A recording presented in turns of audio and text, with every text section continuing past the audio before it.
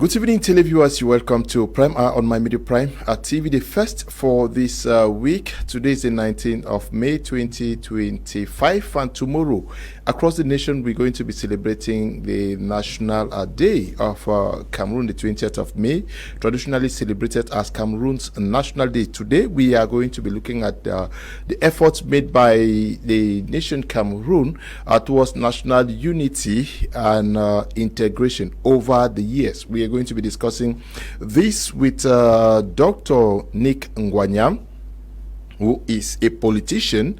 He is an educationist and a social entrepreneur.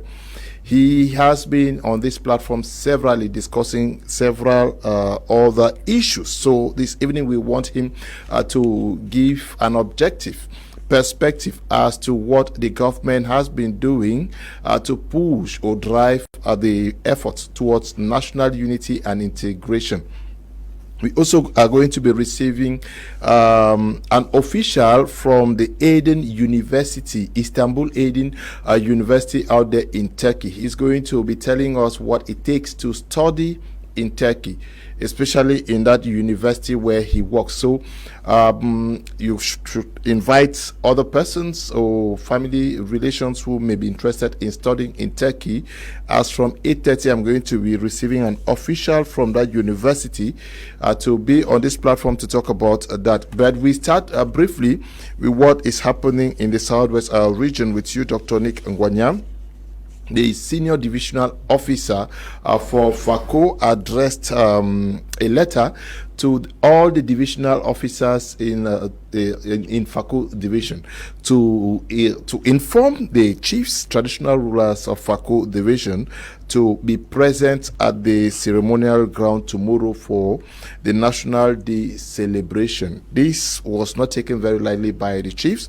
The President of the House of Chiefs for the Southwest region issued a communique telling the senior divisional officer that he has crossed the red line by telling the traditional rulers that whosoever is going to be absent for tomorrow's event is going to be disciplined. He said that if not of the fact that we are celebrating a national day, he would have requested for an apology from the senior divisional officer. But this evening we are getting another communique issued by the president of the regional assembly for the Southwest region, calling the vice, who is the president of the House of Chiefs, to order, saying that this is a bicameral house and that you have no right to issue statements without my knowledge.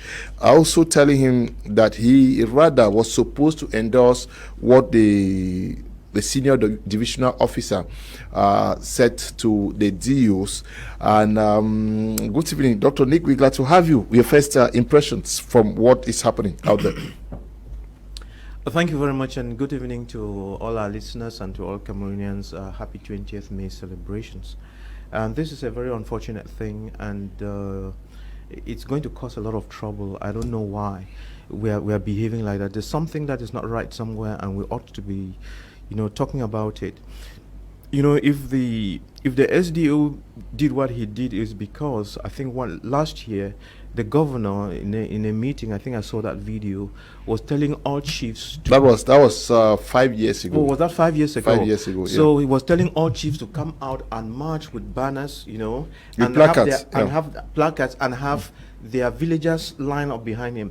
But what I don't know is whether after that thing 5 years ago, has that been happening? Have the chiefs been coming out and marching with placards? And no. They have So just been there. But I'm sure the SDO is saying this because at times not all of them are there. Yeah, but are they obliged to be there? I don't know. Are all Cameroonians going to be there? I don't know. There is something though. I know that the SDO who has written this letter comes from a village, an area, the division of his own, and they also have chiefs, and I don't know whether their chiefs have this power through inheritance or they are elected. But what you should have to realize is that wherever chiefs are elected and votes are counted, and then they are put in place by the administrative authority, so to speak, and they don't have their power coming from the people, they tend to be mistreated and they're kicked around, just like we are seeing now. And what the SDO has done, I tell you, no SDO governor or minister can say that to the funds of the Northwest. If you try to do that in the Northwest, you would end up in a Waterloo. Nobody will show up. The population will not be there, and it will be your shame. Is it an issue? Is it an issue of our region? The issue is whether the SDO. It's an issue of tradition. It's an issue. It's an issue of roots. How grounded are you in your culture? And you know that in the Northwest region, you don't shake hands with the fawn. You don't. It's these days that fawns sometimes they're eating and women can see them and so on. But otherwise, fawns in the Northwest, they have a code of conduct and people respect that code of conduct, which is different from those in the Southwest. So you can easily abuse those of the Southwest. I really don't want us to look at it from the perspective whether it is from the Southwest or is from the Northwest. The issue is ordering chiefs to be there. That is what the issue is. But the outing of the president of the House of Chiefs for the Southwest, who says very clearly that you cross the red line by asking us to be there or we get disciplined. Yeah, that's exactly the point. That's what I'm trying to contrast it so we know what is at stake. The senior divisional officer cannot speak so rudely to the chiefs of a place. That is out of question. You cannot speak in such a disrespectful manner to the chiefs. While you are looking at that chief represents a community. He represents people. He stands for something. But when you just kick him around as if he was your houseboy, even if it's your houseboy, I guess you do respect your houseboy and your driver and your cook at home. If that's the way you speak to people, you're not going to get very far in life. I have a feeling that this subject called emotional intelligence and leadership and how to deal with people is not taught in ENAM. For some odd reason, I don't know why they like kicking people all around like that. It is not the best way of leadership. It's not the best way of management. Management means, respect other people. Even if you are put at the top doesn't mean you are the best. Because you are an SDO doesn't mean that you feed everybody. You don't pay their salaries. You don't pay the fees for their children. So when you go around and talk to family heads the way you are talking, kick them around. The community heads, Yes, the community heads. Though you might have gendarmes and police around you, it is not allowed. It might be allowed in your own village, in wherever you are coming from. But when you are sent to other people, go and study them. Try to understand them before you start doing whatever you're doing. Whatever you learned in ENAM, if that is the style, it does not work there. Yeah, but now when you get the reaction from the president of the Southwest House of Assembly, he says that no, the president of the House of Chiefs, yes, the regional assembly, says the president of the House of Chiefs was not supposed to make this outing without his endorsement, and that he was rather supposed to endorse what the senior divisional officer said. Anyway, I'm going to read what he said. Yeah. But even before we get lost, let me remind the people again the order of protocol. How do you call it in business? The way things are structured. We have this, with the special status, we got this Northwest. What is that thing called again?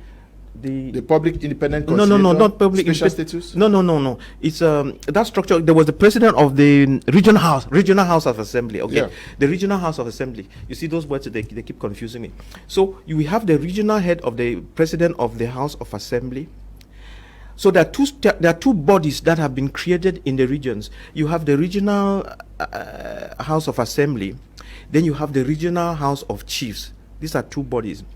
Now, the regional house of assembly or whatever, it's up here where you have a president who has been appointed, and then sitting directly under that is the Regional House of Chiefs. And the president of the Regional House of Chiefs is the vice president of the Regional Assembly. That's how it goes.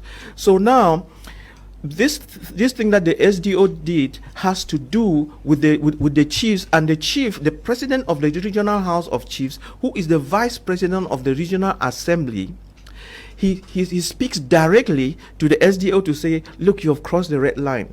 And then this other guy who's appointed, who is the regional president of the president of the Regional Assembly, is telling him, you are not supposed to do that. You are not supposed to use the letterhead of the Regional House of Assembly, and so on. So this cacophony goes on. And we are only saying that when people don't respect each other, and you think that because you have been appointed, because when you are appointed, you can kick people around, it does not work like that. Things only work when you respect each other.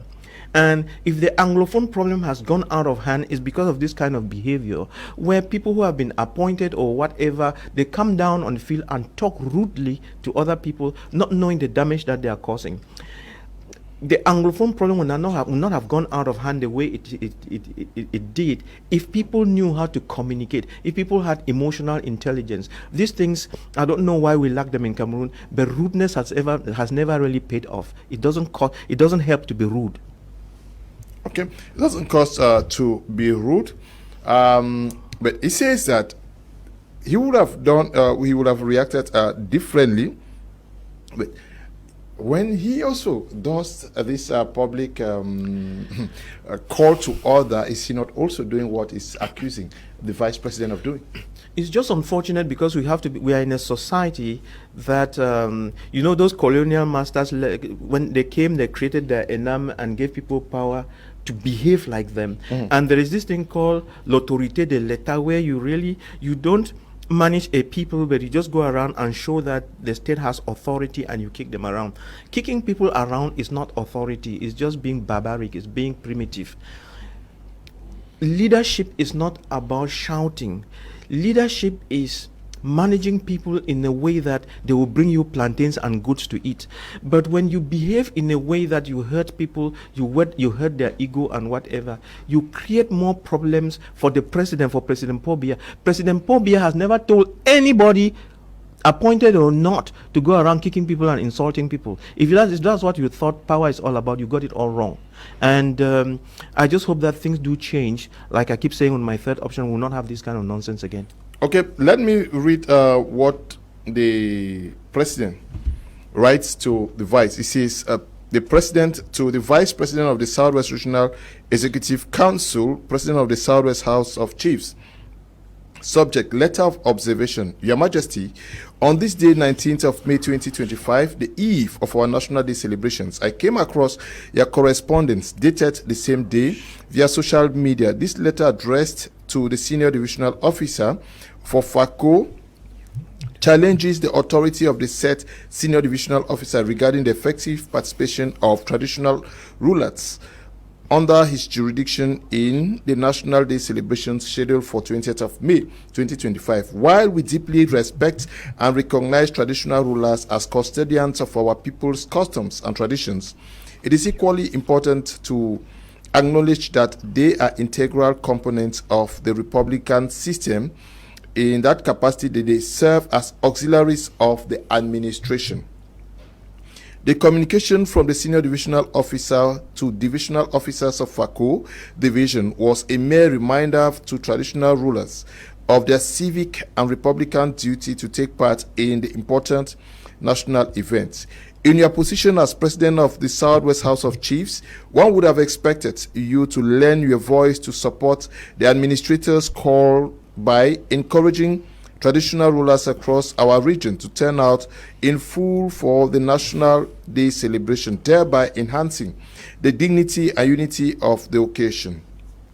Regrettably, your letter does the opposite and inadvertently undermines national and collective efforts aimed at restoring peace and stability in our beloved Southwest region.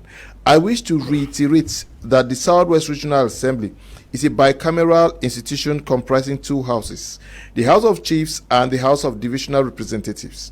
In accordance with established rules and protocol, the President of the Regional Assembly, Regional Executive Council, is the sole official spokesperson of the Assembly to external entities. It is therefore inappropriate and authorized for any member, regardless of status, to issue a letter on the official letterhead of the Southwest Regional Assembly on such a sensitive matter without the knowledge and express consent of the President. This act constitutes a misrepresentation of the position of the Regional Assembly and is in direct violation of Section 312, Sub 1 of the General Code of Regional and Local Authorities. It also goes against prior advisories on the issuance of public statements and official correspondences in the name of the Assembly. Since its inception, the Southwest Regional Assembly has made consistent and sincere efforts to contribute to peace building and the normalization of life in our region. Unfortunately, your recent letter, which has now gone viral, runs contrary to this spirit and intention. As such, the Southwest Regional Assembly firmly dissociates itself from the content of your correspondence dated the 19th of May 2025, addressed to the Senior Divisional Officer for FACO Division. Yours sincerely, Bribie B. Bakoma Elango, President of the Southwest Regional Assembly, President of the Southwest Regional Executive Council. So that is the situation as it stands, okay? The Southwest Regional Assembly dissociates itself from the content issued by the President of the House of Southwest House of Chiefs. Now, let's look at what is our focus for tonight. Tomorrow, we are celebrating a national day. Very, very important day. One of the most important celebrations that Cameroon actually witnesses every year. Your observation of our living together, our national unity and integration all these years. Thank you very much. It's a very important question that you asked me there. You're asking about our living together. I think our living together would have been great if we were eating together. Yes, we are living together in quotes, but we are not eating together. That's where the problem is. Yes, we will celebrate the National Day. It's very good. It's a great thing to celebrate the National Day.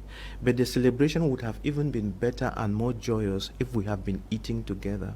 But when you don't eat together and you have hungry people who are celebrating, more often than not, you see, like with what has happened with the House of Chiefs, you are pushing people who are not eating together with you to come out and celebrate with you. That's the point. But if they were eating together with you, you would not have to force them. Everybody would come out en masse and do so. So we have a problem of eating together. We are not eating together. It's a big problem. Okay, but what is your net observation of efforts made by government so far in driving national unity and integration over the years? It's been a very, very important aspect in the governance of the current government. Thank you very much. Unity is not something that you decree. Unity is not something that is written in the constitution or any law. Unity is something that you do. Something that you do to attract people and keep them happy. Something that you do so that people identify with what your vision and mission are all about. Unity is not something that you show up on a particular day, 20th of May, and celebrate, and then you wait for another year. No, unity is a way of life. Where there is unity, there's happiness, there is progress, there's growth, there's prosperity. And where there is hate speech, where there is corruption, where there is bad governance, where people don't have something to eat, where the roads are bad, the cities are dirty, there's no water, there's no electricity. It's very difficult to be talking about unity when people are not happy, when people are going through stress, when their basic needs are not met. And we could all be suffering where everybody partakes in the suffering. If we were suffering like that and the ministers were driving in Renault 4 or old second-hand Toyota Yaris like anyone else, everybody will know that it's a problem. But if you have a select few who seem to have it all and are enjoying up there while the masses are suffering, there is a problem. When you have youths who have left university, don't have work and so on, there is a problem. So we would have unity when we look at each other and try to help each other to meet our basic needs every day. When we don't meet our basic needs every day, and while some people are drinking domperidone in plastic cups, just celebrating football, while others don't have water to drink, it's a problem. So that is the problem. Yes, we can celebrate 20th May for the next 100 years, but if we don't change these dynamics and see how we get to meet the needs of the people in the course of the year, if we just do whatever we are doing and you show up on a particular day for people to come and celebrate, it will just be a celebration and a feast. But the question is, are people happy? Okay, the question is, people happy? I want us to look at key aspects. Constitutional commitment. Cameroon's constitution enshrines that the nation as one and indivisible state, emphasizing equality among citizens and equal status of English and French as official languages. This legal framework aims to foster a sense of shared identity and cohesion. Where are we with this commitment? That is right. It's written in the books where you say the English language, the English and the French, they have equal status and so on. But we all know that it is not. It's a lie. Yeah, it is written in the books, but it's not practiced. So that's a problem. Everybody is equal. Where? Equal where? It's not true. And shared opportunities, that's exactly what I was talking about. If you go and look at the concours or the what do you call them again? These competitive examinations that we write to enter into the big schools, what we call the big schools, whatever that means. If you look at it and do a scientific study on who is admitted, who gets admitted, you will see that those that get admitted are bunched towards some particular regions, while some regions, are just kind of like sparsely represented. You would want to ask the question, is it that from those regions where people are sparsely represented in these schools, is it that those people didn't eat eggs and Ovaltine when they were kids so that they're intelligent? Is it that they are very dumb? Is it that they're actually mutongs and whatever? So these are the kind of things that we need to correct to have a country that keeps her youth and her people active, happy and alive. As long as we keep the laws and the constitutions are saying one thing and we are doing exactly the opposite, then we are deceiving ourselves and we are not really helping each other. We have to help each other. There has to be a spirit of Ubuntu in the nation. I am because you are. With the spirit of Ubuntu, if I have a piece of bread, I share with you in brotherly love. If I don't have, and I have just a cup of water, we share because you also need it. It doesn't necessarily mean that it's communism. It's not communism, but it's just the fact that we love each other, and that love is in truth, and we do things in a way that everybody can find their space in the nation. But when we create a situation where people don't find their space and we only turn up to celebrate, it's very difficult to swallow. Yeah, I'm talking about constitutional commitment. See, Cameroon's constitution enshrines the nation as one and indivisible state, emphasizing equality among citizens and equal status. Okay, away from, but are citizens in Cameroon treated the same? They are not treated the same. That's why I was giving you that example, and. I think it's just now that Anglophones are beginning to have some semblance of respect. Otherwise, nobody respected Anglophones in this country. And you know that for some odd reason, you've heard about these things, Sardina, Tongtina, Mutong, Anglofu, and so on. These are signs that people are not respected and we don't respect each other. I don't want to say a lot of things which would not be very good, but we need to learn to respect each other. And that respect starts from our homes. Even if you are an SDO or or a governor or a minister, respect your cook in the house, respect your wife, respect your children, respect your yard man, and so on. If you lack basic respect because you think you are too big, then you start making the mistake. And when you go out there and you're working with people, that's what they look for. Respect them. Respect them. If you don't have respect for people, if you don't have love for people, we are going nowhere. Yes, away from this issue of French and English, we're talking about national unity. Yeah. Is there no how united the classes? We have the high, the downtrodden. Do they have the same equal? Do they have equal access and yes, equal chances to this the Grand École and to the judiciary and amongst others? No, you see, our country is very, very corrupt. Okay, it's very, very corrupt. I'm not the one saying it. Is Konak that says that our country is very corrupt, and all the services are corrupt. You know, some more corrupt than others. As long as you have a country that is corrupt, you know that the influence peddling comes in. Influence peddling comes in, and influence peddling is part of that corruption.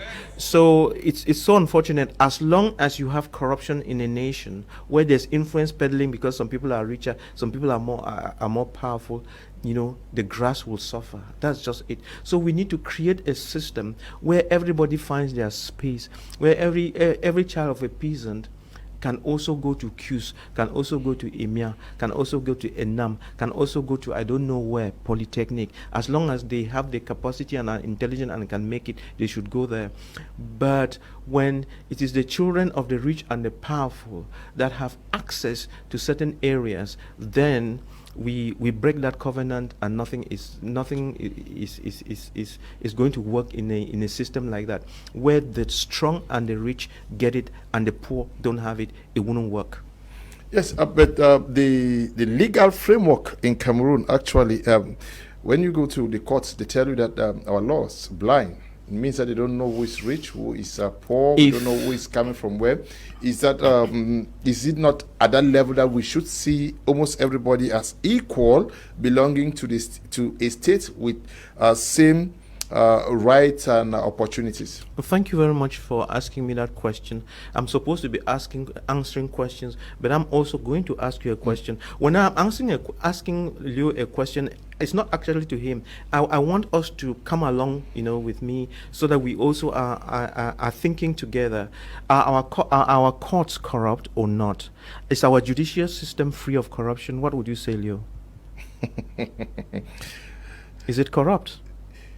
Yeah, to some extent, we've seen the Minister of Justice and Keeper of the Seas himself come out to call his collaborators to order. Good. Yeah. So it tells you that all those things, as long as it's just written in the paper, the laws and so on, when it comes to application, it's a different thing altogether. So that is the problem of Cameroon. The problem of Cameroon is not that we have bad laws or we don't have the policies written down. No, the policies are written and they're for the cupboards. But what we'll do is determined by our pockets, and what we get out of a system is more of what we get out of a system than truth and love and reality.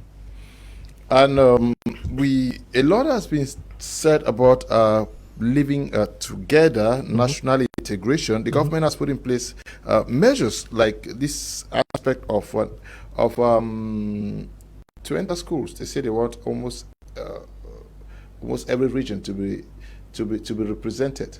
Regional balance. This aspect of regional balance, that is making sure that all the regions are involved in whatsoever has a strong bearing on the nation. Isn't it a good move that may not have aptly been applied to meet its objective?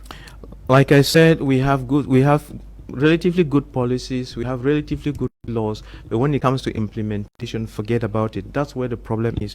We have a problem of character. We have a problem of character in our leaders and administrators. Leaders, you know, it's everybody. We have a problem of character. We have a problem of skills.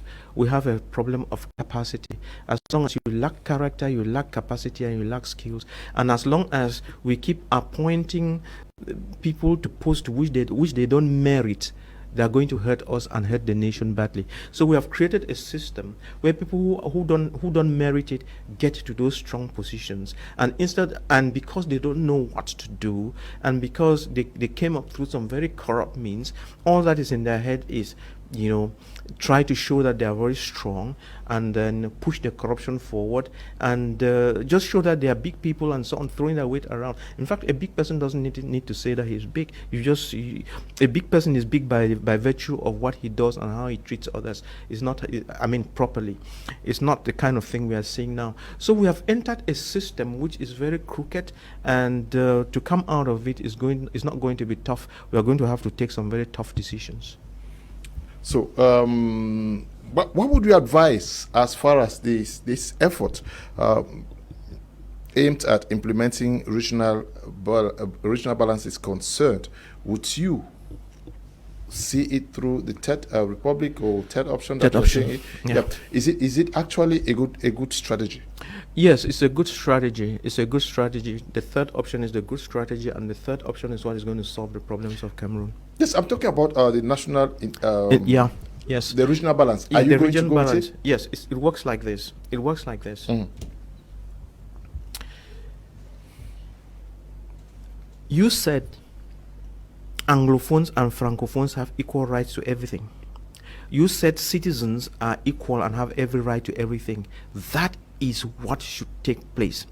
Now, because there are 30 million Cameroonians, if you are looking for 25 ministers, the 30 million cannot certainly be there. So you're going to use some other criteria to choose the 25 or the 30 ministers to fill the positions. Number one, when choosing those ministers, you have to look for capacity. Look for capacity. It's very important. There must be technocrats, there must be entrepreneurs, but they must have the capacity to solve problems. Look for humility. They must be able to respect everyone else. Don't put empty, arrogant people in those seats. They will cause a problem. We've suffered more than enough now. We don't want it anymore. Look for capacity, and we don't lack capacity. You will be able to get 20 to 25 to 30 good people who are spread evenly over the whole territory, not coming only from some regions as if they were the only ones who ate eggs as kids. No. So it's about being able to pick talent. It's about being able to recognize capacity, and it's about having the capacity to be fair, just, and good in whatever you do. It's about knowing what productivity is all about and going for it. As long as you have these principles of merit, and then making sure that it spreads evenly over the nation, including those of the diaspora and everyone else, we'll build a very beautiful country. When everybody knows that in Cameroon, either you have the capacity or you're wash off the boat, then people will start taking their education, their training, and everything seriously. For now, people don't bother because you just buy yourself into a position or do something to get into a position or something like that. But the day we start knowing that in Cameroon you are not going to move 1 inch if you don't do things properly, if you don't respect the law, then we are not going to, until we get to that point, we are not going to go anywhere. And while we are talking about the big things, we need to make sure that everybody else respects the law. For instance, what are we talking about? That motorcycles respect traffic lights, that car owners respect traffic lights, that when the lights are red, every car stops, pedestrians stop, and the motorbikes stop. But when we keep breaking the rules like that, if we are breaking the rules like that, then it becomes a way of life where we start from primary school and we are breaking the rules and stealing until we become even ministers. Everybody is, you have a name, but you have no character. So we have to get to a place where we behave like the Japanese. Respect for the state, respect for institutions, respect for each other, and respect for nature. Respect for nature. We're talking about national unity. Yeah. And over the years, what is your appreciation of the way our national unity has been celebrated? It has just been a celebration with nothing to eat. So It's like one of these things that we just know that on the 20th of May we celebrate, but is that celebration something that that reverberates with the population, with the common man? Does the common man actually sit and say, yeah, we had this great day and so on, and thinks about it and so on? So you can measure our level of patriotism by having a close look at what citizens make of this 20th May. This 20th May is just one of those holidays where people would watch on TV to see what the president is doing, what the military are doing, how they are going to Unity Palace to wine and dine. That beyond that, people don't think very much about it. What is the problem? Is it the fact that we don't take a week to teach?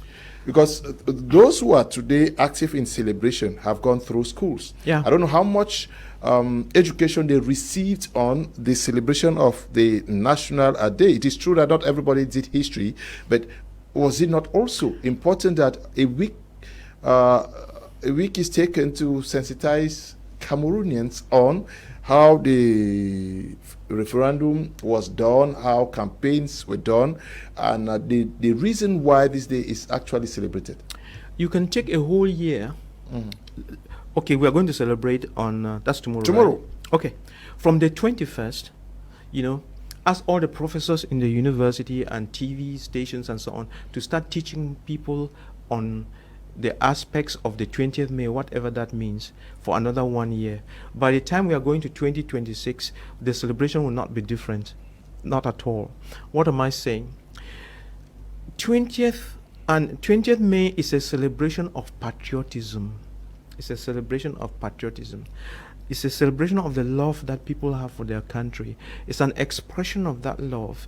It's an expression of, people are giving back and showing their appreciation for what the country has done for them. It's about the country. How did the country, the people, and the government, how did they fare up all together as a people?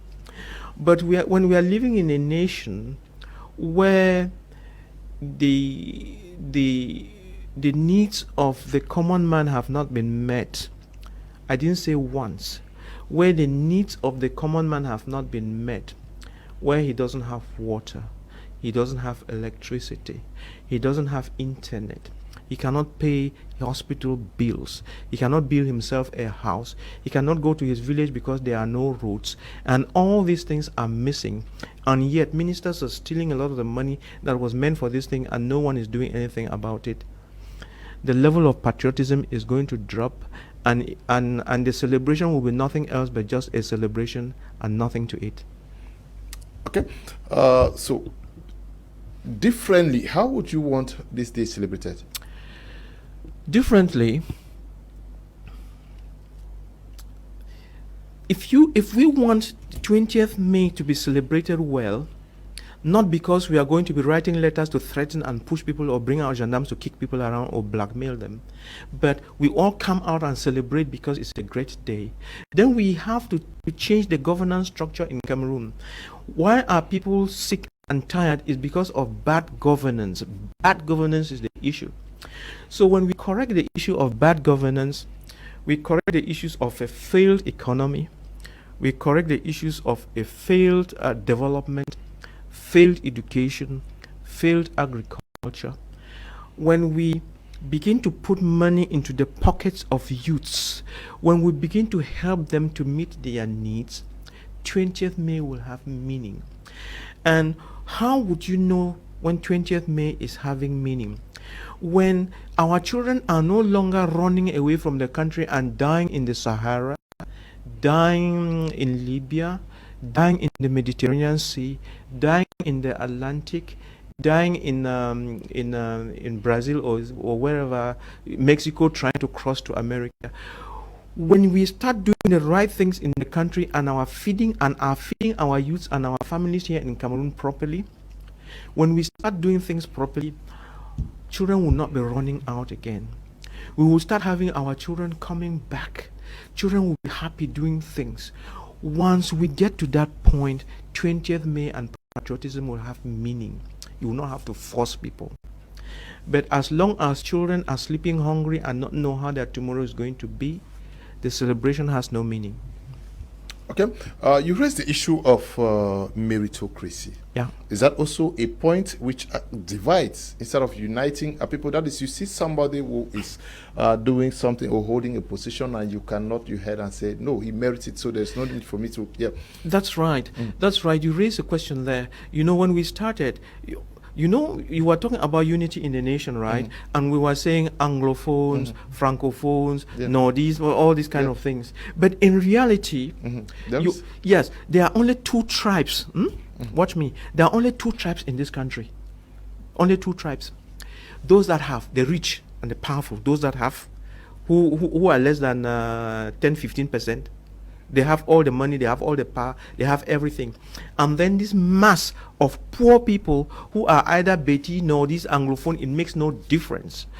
All the students, graduates, and what have you, teachers. That is where the problem is, and we need to change those dynamics and build and do whatever we have to do to build the middle class. The question is this: what are we going to do so that we can create 1 million jobs for our youths in Cameroon every year? If we can do that, we begin to correct this. His Excellency President Paul Biya has talked already of import substitution. What is that? We need to understand that. He has talked about emergence in 2035. What is it? We have to understand it, because we only take it as what? As I've forgotten the technical name. You know, forget about it. I've forgotten the technical name. But we just mention these things, that. But as long as we are doing nothing to make those things happen, we are not going to change.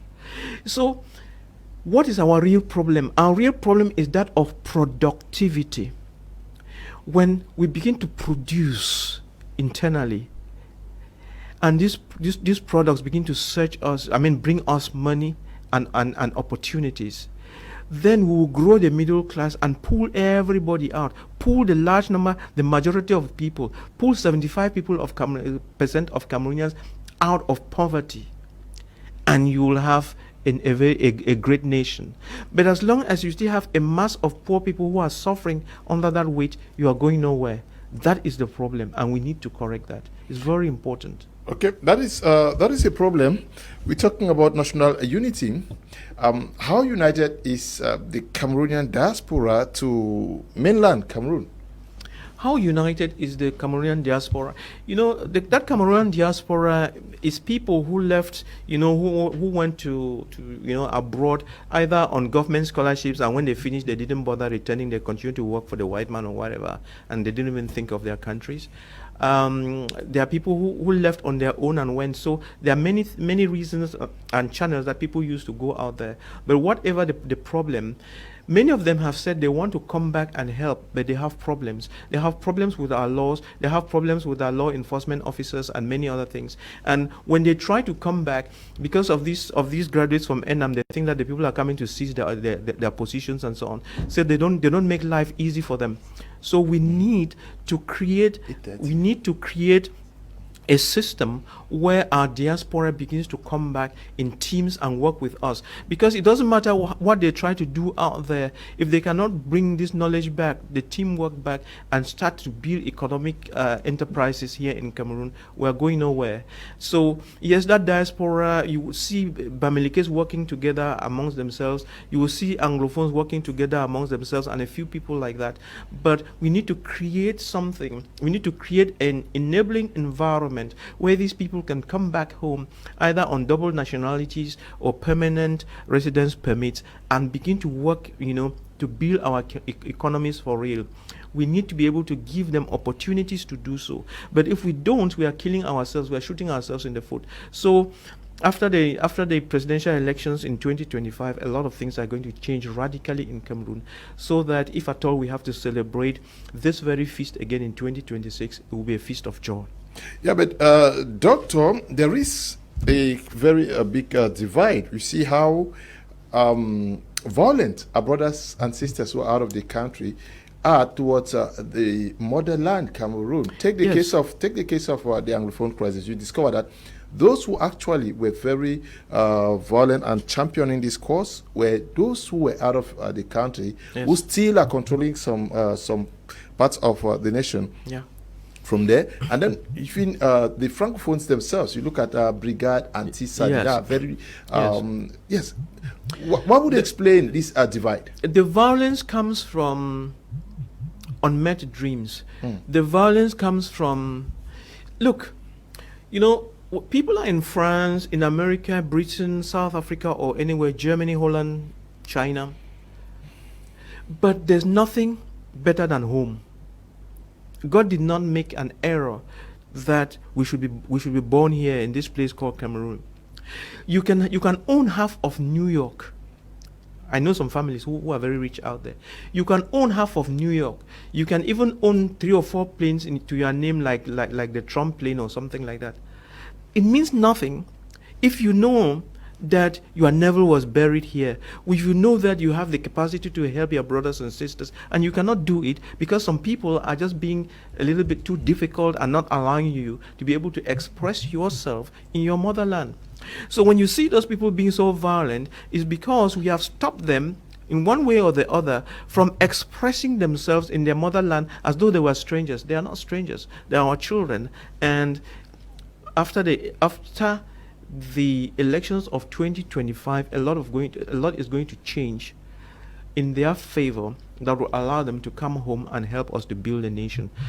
For us to shut our doors to the diaspora is a big sin and a huge mistake, because when you see countries like China and the others that have developed because they encourage their diaspora to come back and they help them. You know, the diaspora in Nigeria is doing well. The diaspora in Ghana is doing well. The diaspora in Kenya are doing well. These people are coming back and building their nations. But for some odd reason, in countries like Cameroon, we treat them badly. Yeah, but when you say they are not given opportunities, they are not assisted, or I don't know what you want to be done, but you and I in Cameroon, we are surviving in Cameroon. Okay, let's put it this way. Why should a Cameroonian coming back to Cameroon, why should he go and take a visa and pay 150,000 francs to come to Cameroon? Why? It's not necessary.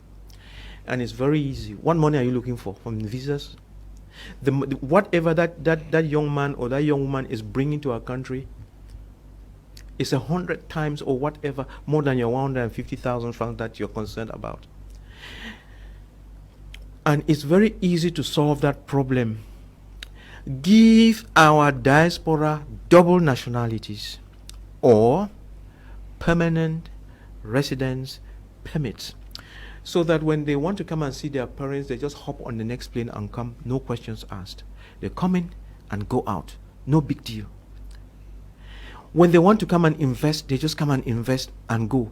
If they have a project here and they're trying to put up an industry, they should be in a position to just fly in the morning, inspect what is happening, fly back to Europe or to America the next day, and come back, twice, 3-4 times in a month, no questions asked. It's just be as simple and as straightforward as that. So it's a managerial thing. It has to do with our policies, and the sooner we change those things, the better. Because even as much as we are saying, oh, they cannot have double nationalities, but we know that 90% of all our ministers have foreign nationalities. So it's very crappy to think that some people, some big directors, some big ministers can have double nationalities. For what purpose, we don't know. And yet we have our diaspora who cannot be given this opportunity. And you would ask the question, when our children went out there, why did they take on American nationality? Why did they take on British or German nationality? You have to understand that many of our children, they come from very difficult environments and backgrounds. And when you are paying fees in the university out there, there's international fees and there's local fees. So when you change your nationality, you can be able to pay the local fees and you make it through. You can be able, doors to jobs can open to you and many other facilities can open to you. But just because you change that to be able to go through a system does not mean that you are no longer a Cameroonian. It's a lie. Okay. I see. I'll take 2 or 3 messages from those watching the program. Good evening, Mr. Kum and Dr. Nick, your guest. It is today. I know that the House of Chiefs is lower than the regional assembly, so chiefs are lower than their citizens. Does this exist in West region and other regions? Chief Peter is writing from Boya. Good evening, Mr. Liu, and special greetings to Dr. Nick. It is only in Cameroon that people will be threatened and forced to come and celebrate national unity. Remy watching from Abdullabi, okay. Good evening, Mr. Leo. People are frustrated with the celebrations because there is no practice of equality in the nation. There are people in Yaoundé on the payroll system who are not civil servants. Let admissions into professional schools be based on file studies because concours bring in a lot of bias, making the idea of equality and national integration a myth. I blame the chiefs because most of them who were not qualified to be chiefs bribed the senior divisional officers to force themselves on those thrones. Why are they complaining? Tambe Ferdinand is writing from Kosala in Kumba. Good evening, Mr. Liu. I just want to say a big thank you to Doctor for what he said. The government should put people who are qualified to work in a particular position and not people who we like and they don't even know what to do, and they are there to work while others who can work are at the roadside doing call box. Okay. Good evening, Mr. Leo and Dr. Nick. Nice topic. It will sound unprofessional and lackadaisical to say there are lapses in a national unity and integration. Cameroon is a sovereign state that is governed by laws and constitutions. Is very clear. Cameroon must be united, equal, right, and we should not forget that these bills went passed in the parliament, they studied, seen worthy, and then adopted, and anything contrary to that is against national unity and must not be aired unless there is a revision or promulgation of the constitution. Valentine is writing. Okay. Yeah, can I just answer to Valentine there? Valentine, there's something you don't seem to get. You know, when we go to church or to the civil service status office to get married, it's an act, you know, sanctioned by the law. But marriage is love. Is that bonding together. It's something that is lived in the spirit. It's not something that is imposed. No. So we are saying that yes, the Constitution says this, the law says this. Great. Nobody is arguing about that. But live and do things in a way that people have this feeling that we are together. That's what we are talking about. Yeah, the Constitution can say anything. That's great. And nobody is arguing about that. But how are you living? Are you eating together? Do you even understand what eating together means? Thank you. Okay. The government has gone further to create the National Commission for Promotion of Bilingualism and Multiculturalism to say that, okay, maybe we have discovered that there are some lapses in our living together in respect for both English and French languages. Remember, in the beginning, I said that these are languages that are, but definitely a right step towards meeting the objectives. If I were in charge of government, that's the first thing I would shut down that structure. Bilingualism and living together, it's a waste of resources. Why? Bilingualism is not something that is done by a commission. It's a way of life. And as I said, just treat people nice. We are learning English and French in schools. Create the right environment for things to happen. If you go to the ministries and you are speaking English there and they say "Alea vota anglela," all that kind of rubbish, then you create a situation where things don't work. But if you were to put people in those posts who are mature, who have character, who know their job, they will not speak like that. Like, it's just about when we don't have merit, when we don't control people, you know, like when you are employed in the civil service, okay, you will stay there and die and nobody will ask you questions. But if we're in some nations where your work is graded and, you know, for real and so on, and your character, your output, all those things are checked, that rubbish will stop. So we're in a nation where we don't respect each other, and And things like bilingualism are not supposed to be imposed. It's just supposed to flow. It's just supposed to flow. When you put the right environment, things just happen. But when you have to be pushing people, then something is wrong. When you have to push people to do what you think is right, then something is wrong. Correct what you are doing. It's not by forcing people. It's not a commission that is going to make people bilingual. Not at all. Okay, it's not a commission, but if you were to make some suggestions to making this commission more practical and more efficient so that the people feel it, what would you ask the members to be doing? Oh, that's a very good question. The first thing is that I will send all those members home and shut the doors to that place. I will do something else, not the commission. What would you do? First, like I said, what are the problems of the nation? The problems of the nation are not bilingualism. That's not the problem of the nation. Cameroon is not dying because of bilingualism. Cameroon is dying, number one, because we have an Anglophone problem, and that Anglophone problem is not an issue of bilingualism. Cameroon is dying because our development is poor.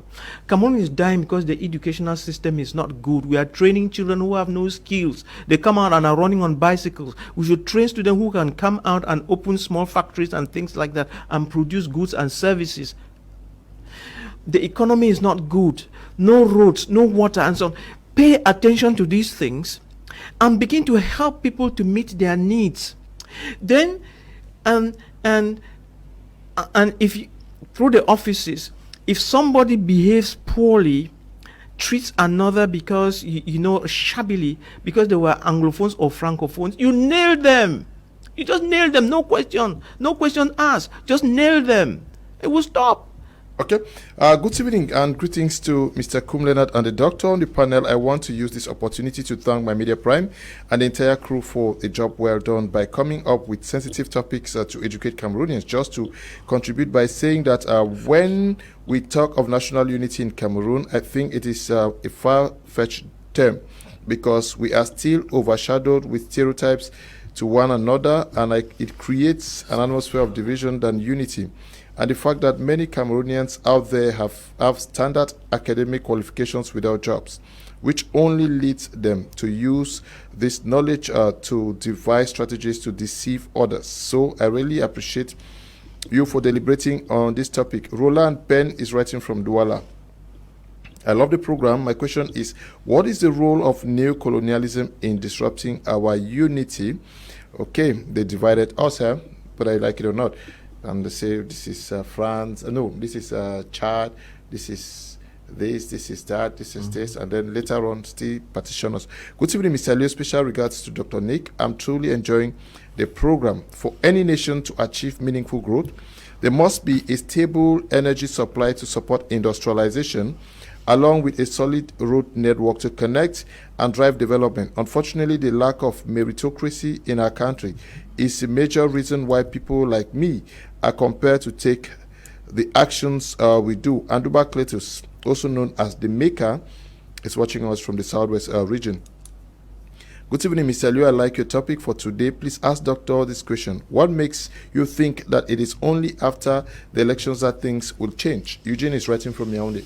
Oh, thank you very much, Eugene. You see, things have not changed for a very long time, and we said that we've had 33 governments that have not been able to deliver. So we must get to a point where we identify the problem and solve it. And the greatest problem in Cameroon is the problem of governance, where we have given power to people from ENAM who have studied administration. And the thing is, if you go and look at what they studied in those schools, ENAM was created, but you were talking about neocolonialism. When the French were leaving, they brought that structure and put it there so that indirectly they could still be controlling you and I, for their own benefit. So if you look very carefully, the administrators that come out of ENAM, they don't work in the interest of the nation. They work in the interest. They don't even know that they're working in the interest of France or anybody else. They just do things without knowing that they are impeding the growth of a nation. So we have to come to a place where we say enough is enough. We change the management structure in the country, and we put merit in place, and make things happen, because in 2025, if things were to happen and the third option comes up, we'll shut down Enam, we'll shut down NASLA, we'll shut down Bilingualism Commission, so that we can actually change the system. We need a change of system in Cameroon. Is it an issue of mindset? Are you telling me that of all the civil administrators none actually works differently, though they were trained in the school? Is it not an issue of the mindset rather than the schools? We have persons who have gone to Enam who are good. No, to other schools. Yeah. Okay, yes, to Enam who are good. See, if you want a good example of someone who has gone to Enam and is good, do you know Governor Abaka Hamad? Yeah. Do you know Governor Kumpa Issa? Yeah. These are very great people from the north, and I was thinking about them. You know, they come from a system that they also have chiefs, right? And in as much as they were governors in the northwest, they respected, tradition. You get what I'm saying? Because they come from that background and they understand what it is. So these are very great people.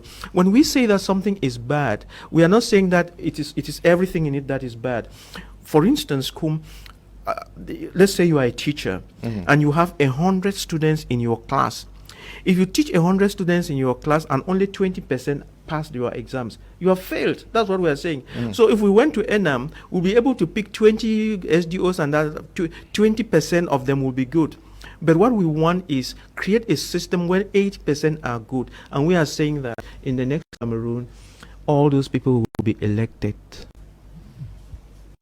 Okay, let's look at the unity that exists between the old and the young in Cameroon. Do you see a nation that is united in purpose, where there is a clear transition path, where the elderly person said, okay, I am molding these guys to take over, and there is that blend between the elderly and the youth? You think that we also have failed in that respect? There's a lot of problems there, because when you say mold in what sense? In the parties? Preparing young people to take up jobs. That is inspiring the young people to take up leadership positions across the board. Across the board, you are talking of leadership in the private sector. Yeah. Leadership in the government structures and so on. Even in parties, because that is where I want us to go later on. Even in parties, I think we blamed Chairman Nifrundi for taking on too long and handing over the power when it was a little bit sour, and that's why probably the SDF is having problems now. So what you are suggesting is that if we could train people while we are still strong, so that when we are passing the relay button, it becomes very easy, that would be great. I think I buy your idea.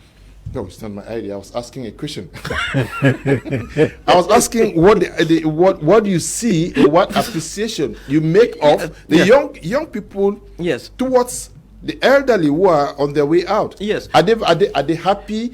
Is there harmony amongst these two group of persons? I think what Leo is saying is very, very important. No, I'm asking a question.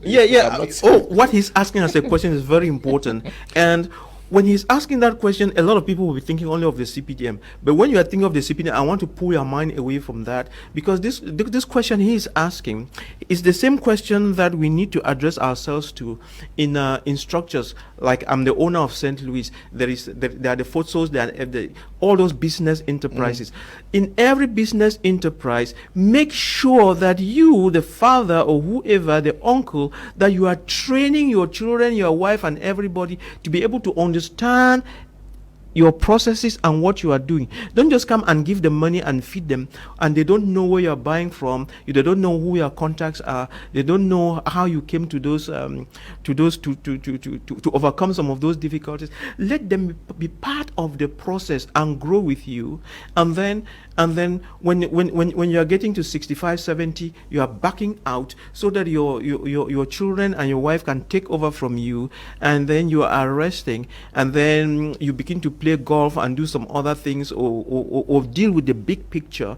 That's what we are talking about. There should be just this slide in, slide out process, which should be good. I have seen a lot of companies that have come crashing. Why? Because yes, the father was very rich. He did everything. He married himself 10 wives, and there was money to go around. And then he did not train his children and his wives on how and on what he was doing, the processes especially. Then the illness comes, and then he falls and dies, and they start fighting over whatever is left. The courts come in, and everybody takes whatever they want to take. The accountants take whatever they want to take, and the whole thing goes into, it just disappears, shrivels out.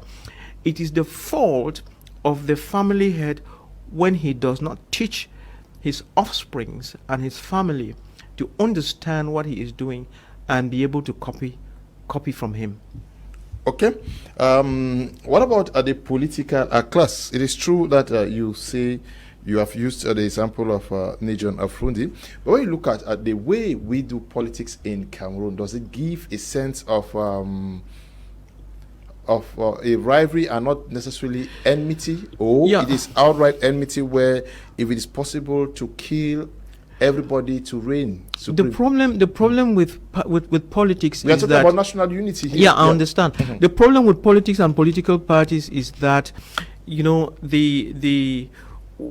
when you look at them, they also don't respect merit and others. They don't respect merit. And when you don't respect merit, then you think it should be only for yourself, then there's a problem.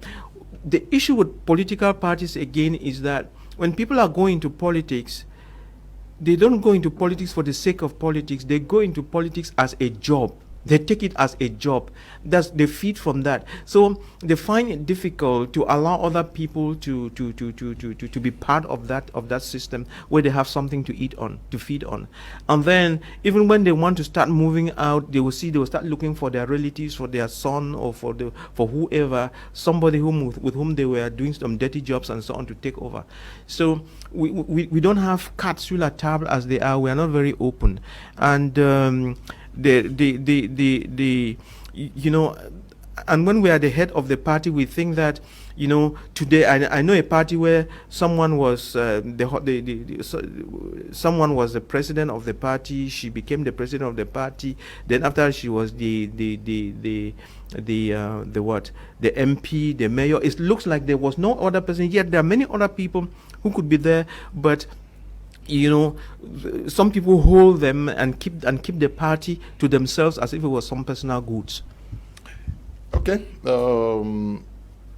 let's look at this whole issue of hate speech, tribalism, that is dividing the nation. So many persons hold far stronger to their villages, their divisions, their clans, their ethnic groups than belonging to a nation. Somebody is a Cameroonian who lives somewhere but is so attached to the village or the community. Yeah, it's a good thing to think about your village. It's a good thing to be tied to your roots. It's a good thing to know where you came from. But as you grow, begin to realize that you belong to a larger community, to your nation, and to the world. And God didn't give you all those talents and whatever just for your community. He brings you out for the world. But while you are serving the world, don't forget to give the little bit to your community. But if you turn around and you're only looking at your community, and let's say you are a big director in some corporation or something, and you only look for people from your community to give them jobs in that corporation, then you have failed woefully. You're a disgrace. So, how do we get people more attached to the nation? We see how the Americans are so attached to the flag. A moment ago, we were talking about patriotism, and the question you are asking is, how do we become patriotic?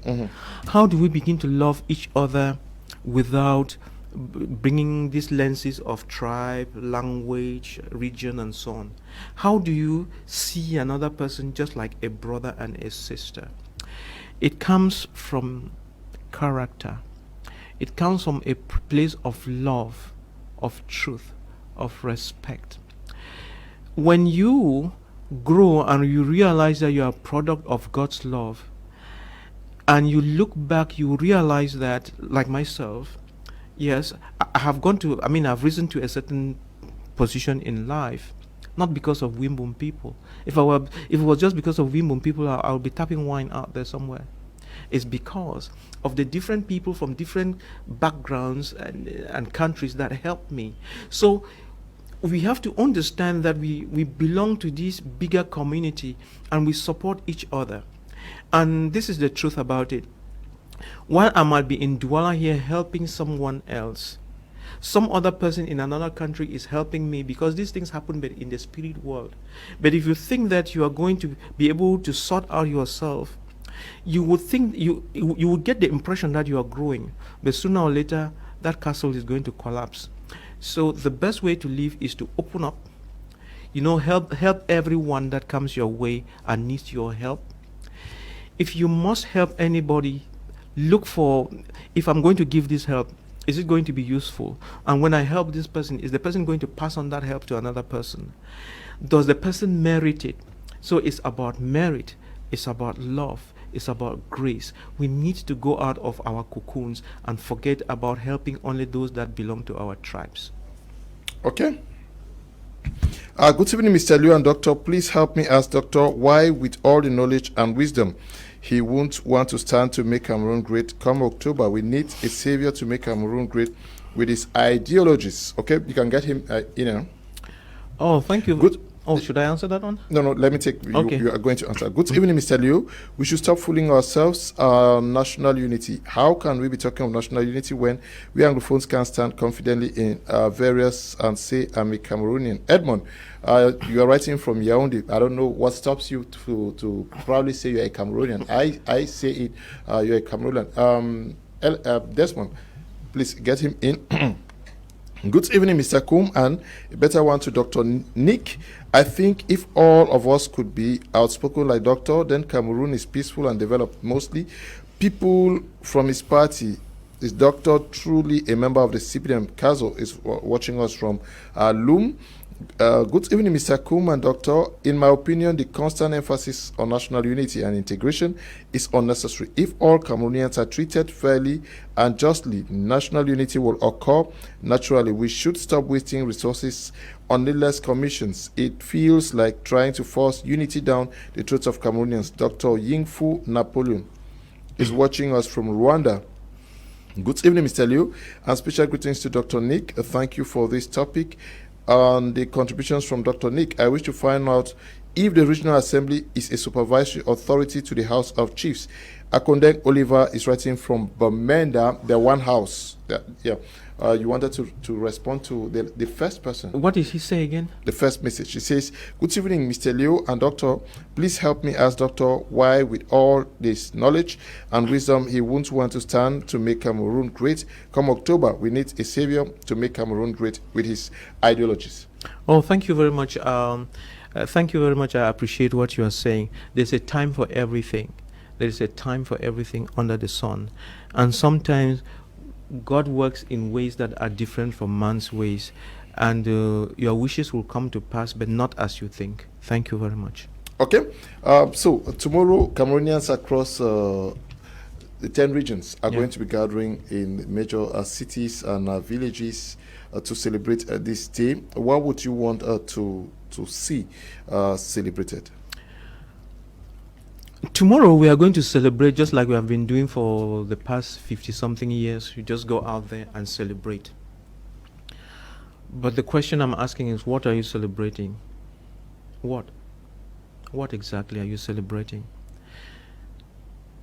Have you been paid to come and celebrate, or you came out because you truly love the nation and you are celebrating?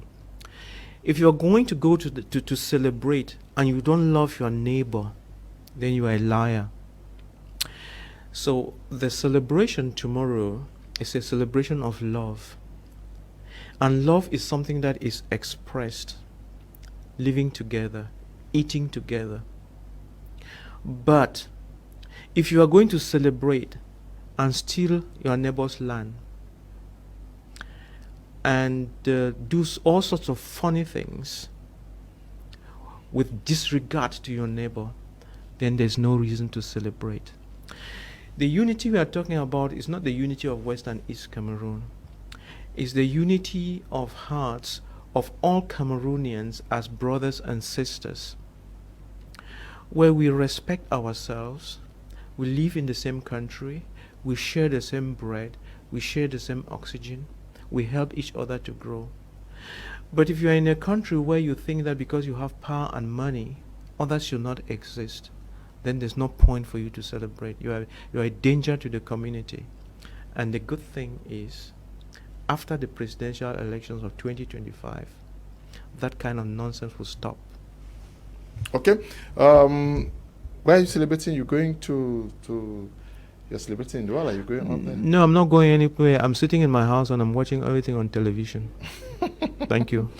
Okay, I don't know where you are going to be celebrating or watching from. And Doctor, thank you for coming. As I announced earlier on, if you are interested in studying in Turkey, in Aiden University, Istanbul, this is the time. You may necessarily not want to go and study. You may have a friend, a brother or a sister or a child who has interest to study in Turkey. There is an official from Istanbul Aiden University in the studio with me. He's going to be telling us on what this school has to offer after the break.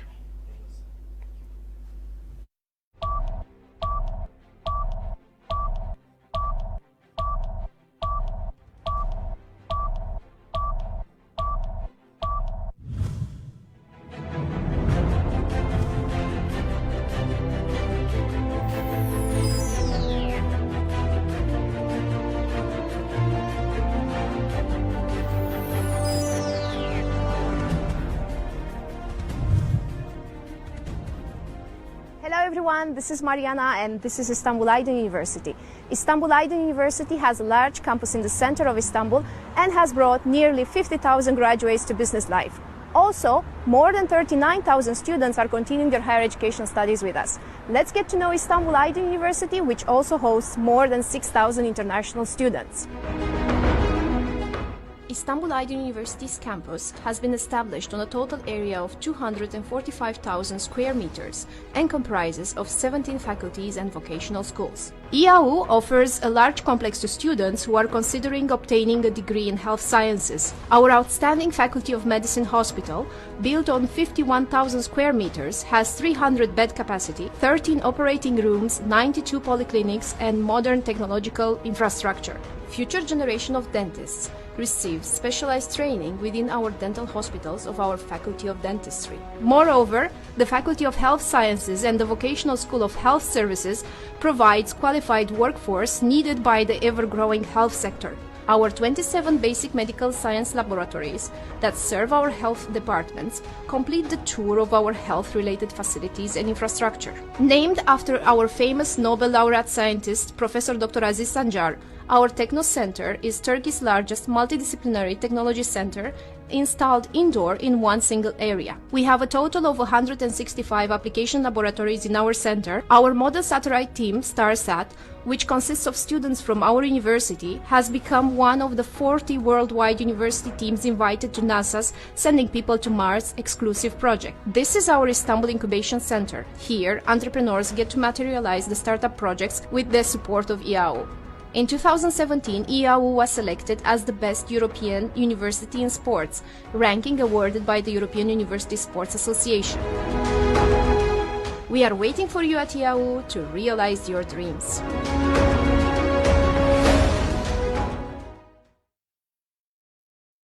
Welcome back. Are you watching Prime on My Media Prime TV? And we are now going to be talking education. We want to further educations out of Cameroon.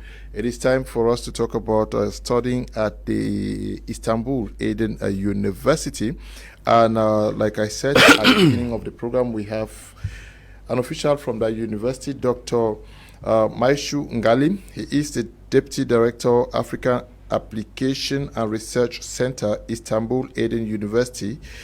He landed yesterday just to come and talk to you guys. We're glad to have you on Prime for the second time, Doctor. Thank you so much. Thank you. How are you? I'm good. Okay. And the university, how's it doing? The university is good. Everything is okay. So, as you said, briefly, I am Lawrence Ngalim.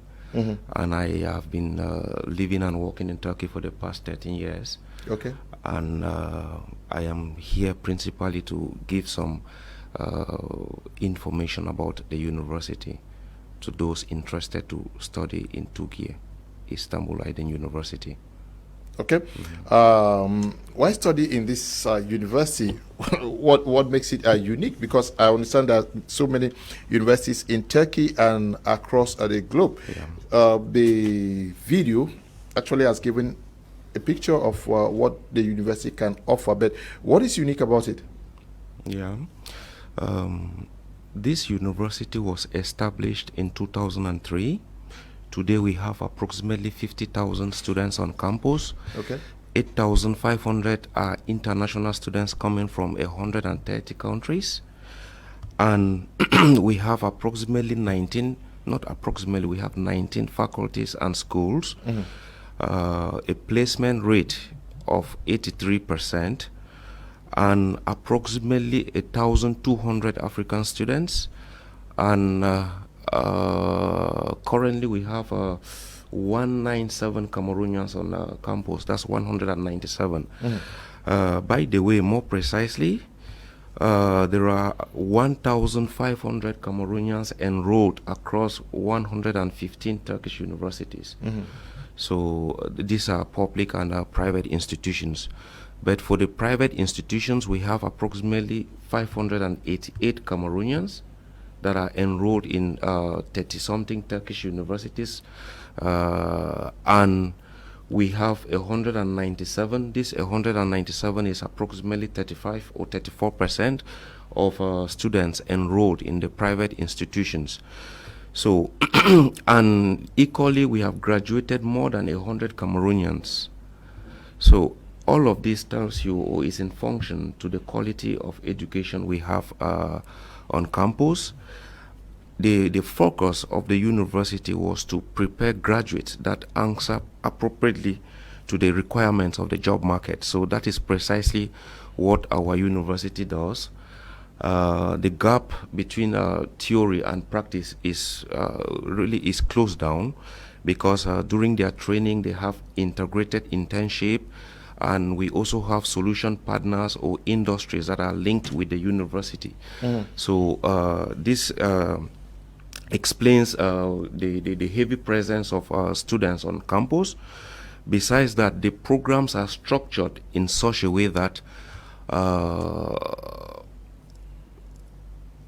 the response, not, how do I put it, the programs are, the way they structure the programs are much more suitable to our international students.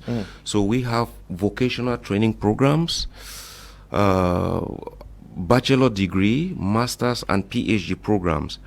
Besides that, the dynamism and flexibility of Turkish educational system, you know, yes, they are not yet a member of the European Union, but their educational their education is integrated with the EU systems. This means that when students are enrolled in any Turkish university, they have the possibility to also go on exchange programs to some campuses around Europe, depending if the university has a partnership with that establishment. So this flexibility and mobility amongst universities also gives another angle of recognition in terms of international diploma. Okay. Yeah. So they are quite unique. What are the programs for those who may want to come and study over there? There are a lot of programs. 19 faculties and schools. So beginning with the associate degree programs, these are 2-year vocational programs that prepare an individual with a vocation immediately. There is no theorizing. Immediately they teach you what you need to know. So we have 3 schools over there: the justice, health, and business. So moving to the 13 faculties that we have, Faculty of Medicine, as you saw on the video, we have a teaching hospital. So for 6 years, we prepare these graduates for 6 years. Dentistry, 5 years. Business, Faculty of Economics and Administrative Sciences, Faculty of Engineering, where we have software engineering, artificial intelligence, etc., etc. So there are a lot of programs that we offer. Okay, there's so many programs. Yeah. The brochures are here. And what are the requirements to come over there? Okay. The requirements for the undergrad, we need the GCE advanced level, minimum 2 Ds, and the baccalaureate. So these are the basic requirements we need for undergrad, plus a copy of their passport. And for the master degree applications, we need their first degree, that's the bachelor's degree, and the transcripts. Yep. PhD, we need the master degree and the bachelor's degree as well. So from Cameroon, we don't require English language proficiency for our students, since the country officially has English as a language. Yeah. Okay, so I hope that information is gone through, because I was going. What is the language of instruction there? Yeah, so there are programs completely in the Turkish or in the English language. So if a student wants to study a Turkish program, we have the possibility to train the student in first we offer them Turkish language classes for like 9 months to 1 year. And for the English programs, as I mentioned, they don't need to provide any proficiency, since the country has English language as its official language. So you move over to Turkey, you stay for 9 months studying the Turkish language before you continue your education, or how does that operate? No, if you're interested in a Turkish program, if, for example, you're choosing dentistry or medicine in the Turkish, we offer it in the English as well as in the Turkish.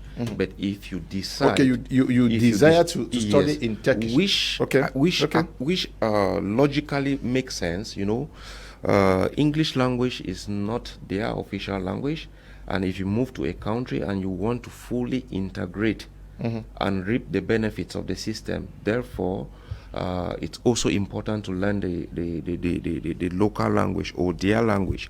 So it's not a Turkish reality, it's everywhere. If a Cameroonian lives from here and you find yourself in Italy, in Spain, it's just normal. Yeah, it's just normal that you have to learn the language in order to survive. Okay. Yeah. And then, are there scholarships or tuition reductions? Yeah, there is a possibility for some programs. Programs like in the business departments, master degree and PhD programs. We offer some scholarships over there, reductions, as I can say, but full. Like 100% reduction can be realized only on campus after maybe your first semester. After your performance, the university evaluates, and then you submit a petition to the management. If it is suitable, they will offer you the full scholarship. Okay. Comparatively, how expensive or moderate is it to study in Turkey? In Turkey or in Istanbul Aiden University. Istanbul Aiden University. Yeah. So comparatively, they are cheap. It's cheap. It is cheap as compared to what we see in European countries. To afford tuition in Istanbul Aiden University is really, really moderate. And again, the advantage is that what you obtain at the end of the day is not too different from what others are obtaining from Central Europe, etc., etc. Because of this flexibility, you're enrolled in Turkey and you have a possibility to also move and study in Denmark, in Finland. It depends on what contract the university has with that institution. Okay. Good evening, Mr. Please help me ask a doctor if the university offers programs in the field of agriculture. Can I have the brochure you have there? Yes. So, a lot of programs, yeah. Yeah, it's asking whether they do. I don't know. Can I? At what level? I don't know. You have bachelor? associate. No. You have associate degree programs. Be it vocational school of higher education, vocational school of justice. You have vocational school of health services. You have academic programs, bachelor's, faculty of architecture and design, faculty of arts and sciences, faculty of communication, faculty of dentistry, faculty of economics and administrative sciences, faculty of education, faculty of law, faculty of engineering, faculty of fine arts, faculty of health sciences, faculty of medicine, school of applied science, school of foreign languages, faculty of sports science. You have graduate school of sciences, graduate school of natural and applied sciences, graduate school of health sciences, graduate school of social sciences, graduate school of natural and applied sciences, graduate school of these are the programs offered at these universities. Yes, let's look at the quality of those who teach. I have seen the lab is top notch, almost everything. The standard is world class. Sorry, I mean the standards of what you offer is world class. Yeah, it is standardized. We have, if you take for example our teaching hospital, students spend the first 2 years doing some theoretical lessons, and then the remaining 4 years they are totally in the hospital, and they are like assigned with doctors, so they graduate while working. Currently, the teaching hospital receives even international patients from our continent, from Africa. Okay. Yeah. So it is world class, as you rightly said. Good evening, Mr. Kum. Can we have the contact information of this university? Yeah. Yes, but they're asking. This is from somebody who is watching. Where do we have the contact information of the university? The best way to contact is to get to the university website. Okay. Yeah. So if you search AYDIN, that is Aiden. Aiden University, Istanbul, Aiden University. Yeah, our handles, everything is displayed there. So you will then connect to the international office. You can send an email, or you can send me an email. My email is also displayed on the university's website. Okay. Yeah. You don't want to give out your contact? How will I manage that, Mr. Leo? Okay. So you just go to, if you are watching the program and you're interested. Is the email suitable? Can we display it on the I don't screen? know if it's possible. But if you want to get information about the university, go to Istanbul Aiden University, AYDIN. All right. We can do this. We have representatives of the university that are assisting students in travel abroad programs. So I can give the local contact. Is it suitable? The person is in Cameroon? Yes. Okay. Yes. 681. Okay. The contact person is 681. Yes. 606. 606. Yes. 326. 326. Yes. 681 606 326. Okay. Aiden University. Yes. Cameroon. If Cameroon representative. Yes, if they get to the contact, he will provide some guidance, and on all students need to know if they are interested to study in our university, together with the embassy procedures. Okay. Yeah. So the person who asked who asked for the number, I've sent you the person who is representing that university in Cameroon. Okay. You can get to that person and you follow up from there. You say there are scholarships. There are. There are. There are possibilities of also reducing the school fees. Yeah, Mr. Leo, we are a private establishment. So we understand that in some regions we have to do some we have to make some considerations. If students are applying ex ante, it's difficult for us to ascertain and give full scholarships, because our evaluation criteria at that point is so difficult to suit to everyone. How do I explain this clearly?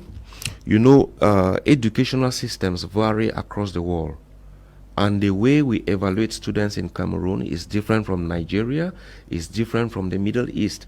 So it is difficult for us to place these students on a balanced scale. So it's only when they are on campus, after their first term or first semester performance, we are able to accord maybe 100 or 50% reduction. But beforehand, what they can get is a reduction, perhaps 15 to 20%. Yeah. Okay. So many people are writing, asking for the contact and some programs. I don't know. Programs can be seen on the university website, www.aiden.edu.tr. Okay. I'll read some of the messages. No, you can read. Okay. Again, for emphasis, as I said, this is this university hosts the highest number of Cameroonians in Turkey. 35% of Cameroonians who are in Turkey and in this university. Yeah, okay.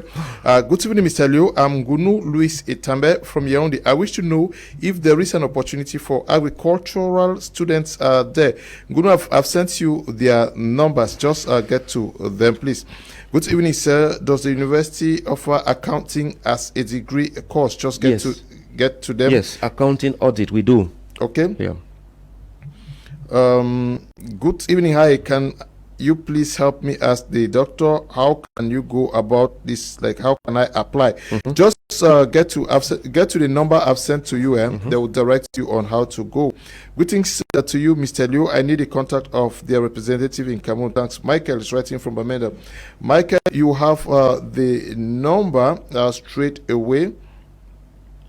Most of you are asking, I've sent to you. Good evening, Mr. Leo. Please help me ask the doctor if there are available programs in obstetrics and gynecology at the master's level. Yes. Also, masters in pharmaceutical sciences. Yes. He says that it's available. Okay. Yes, but tell me about life in Aiden. How easy is it to integrate and move on as a student coming from Cameroon? Yeah. As I mentioned, we have 130 nationalities on the campus. So it's an opportunity to interact with other nationals and see their approach to solving issues. And in terms of integration to the community, as I mentioned, the key to do that is to learn the local language, the Turkish language. When you learn the Turkish language, it eases your access perhaps to the job market, to integrate public life, etc., etc. Okay. Yes.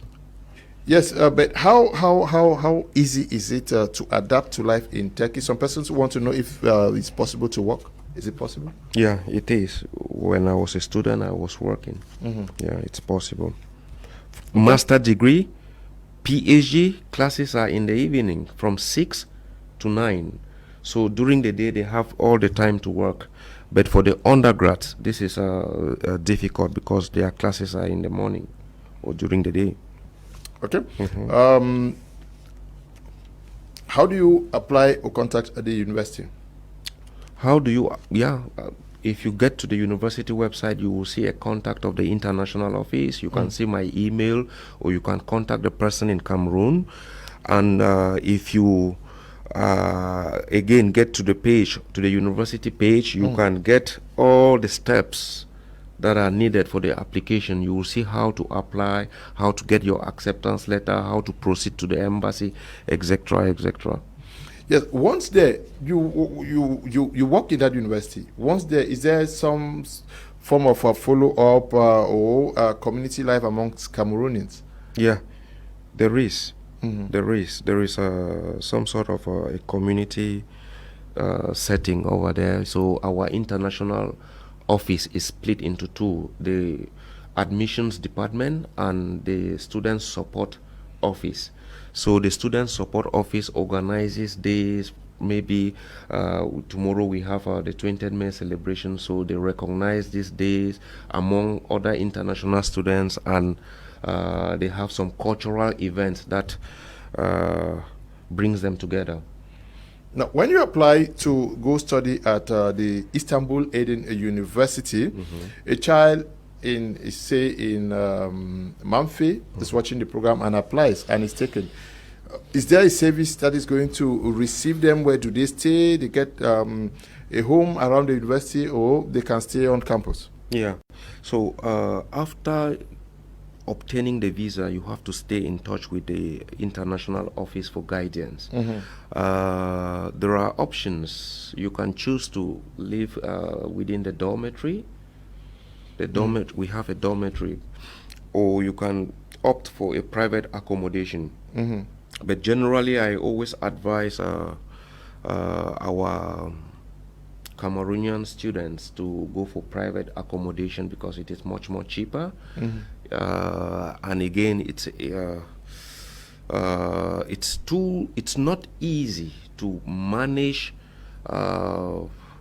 different nationalities in the same dormitory. It comes from the fact that we have a different, maybe they will have to prepare their food. It has some different spices, so all these things, at times you see some students having problems with each other just because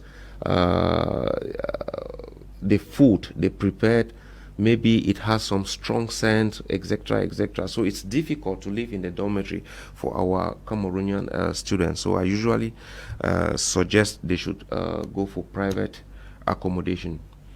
Okay, go for private accommodations. Many persons are still asking questions. All those questions you're asking, please, I've sent you the contact number of the person who is representing this university in Cameroon here. Can we once again take a look at this advert of the university? Yeah. Hello everyone, this is Mariana and this is Istanbul Aiden University. Istanbul Aiden University has a large campus in the center of Istanbul and has brought nearly 50,000 graduates to business life. Also, more than 39,000 students are continuing their higher education studies with us. Let's get to know Istanbul Aiden University, which also hosts more than 6,000 international students. Istanbul Aiden University's campus has been established on a total area of 245,000 square meters and comprises of 17 faculties and vocational schools.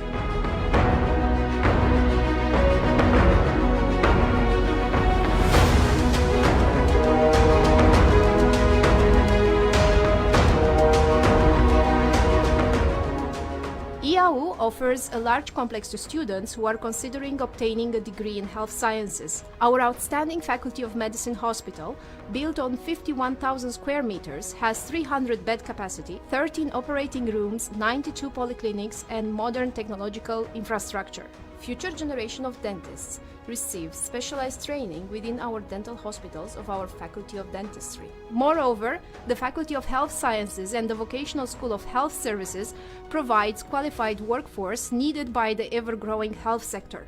Our 27 basic medical science laboratories that serve our health departments complete the tour of our health-related facilities and infrastructure. Named after our famous Nobel laureate scientist, Professor Dr. Aziz Sancar, our Techno Center is Turkey's largest multidisciplinary technology center installed indoor in one single area. We have a total of 165 application laboratories in our center. Our model satellite team, StarSat, which consists of students from our university, has become one of the 40 worldwide university teams invited to NASA's Sending People to Mars exclusive project. This is our Istanbul Incubation Center. Here, entrepreneurs get to materialize the startup projects with the support of IAU.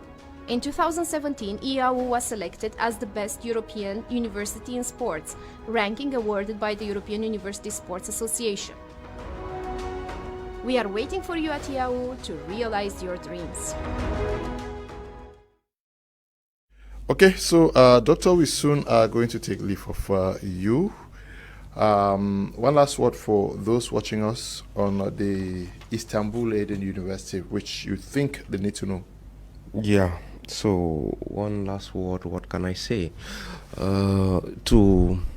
If I'm here to talk about our university or Istanbul Aiden University, it's not like we don't have those kinds of institutions over here in Cameroon, but there is one thing that it's convincing that traveling to study in another country can give you an exposure to other things that you might not have known in your country. So it is